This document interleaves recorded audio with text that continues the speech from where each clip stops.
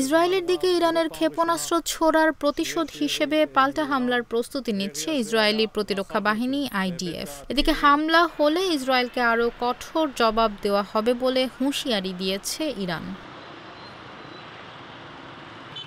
Israeli সংবাদ মাধ্যম Jerusalem পোস্টের প্রতিবেদনে বলা হয়েছে, বর্তমানে ৭টি ফ্রন্টের সঙ্গে লড়াই চালিয়ে যাচ্ছে ইসরায়েল। গাজা ও পশ্চিম তীর ছাড়াও ইসরায়েলি বাহিনীকে ইরান ও লেবানন, ইয়েমেন, সিরিয়া ও ইরাকে থাকা ইরানি সমর্থিত গোষ্ঠীদের সঙ্গে লড়াই করতে হচ্ছে। আইডিএফ জানায় তারা উল্লেখযোগ্য হামলা চালাতে চায়, তবে হামলার ধরন কী হবে তা স্পষ্ট করে বলা হয়নি।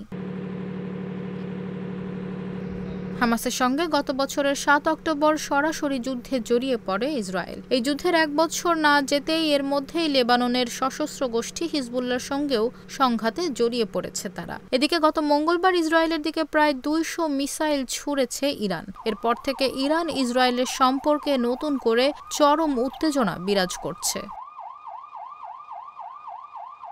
আলাদা প্রতিবেদনে হিব্রু ভাষার সংবাদ মাধ্যম হারেটজ জানিয়েছে, ইসরায়েল ইরানের বিরুদ্ধে হামলার যে পরিকল্পনা সাজাচ্ছে সেখানে ইরানের পাল্টা জবাবের বিষয়টিও মাথায় রাখা হচ্ছে। অর্থাৎ ইরান আবারও মিসাইল ছুড়বে এমন বিষয়টি বিবেচনায় রেখেই তারা হামলার ছক কষছে। হারেটজ আরও জানিয়েছে, ইরানে হামলার প্রস্তুতি হিসেবে গাজা ইসরায়েলি সেনারা তাদের বর্বরতা বৃদ্ধি করেছে।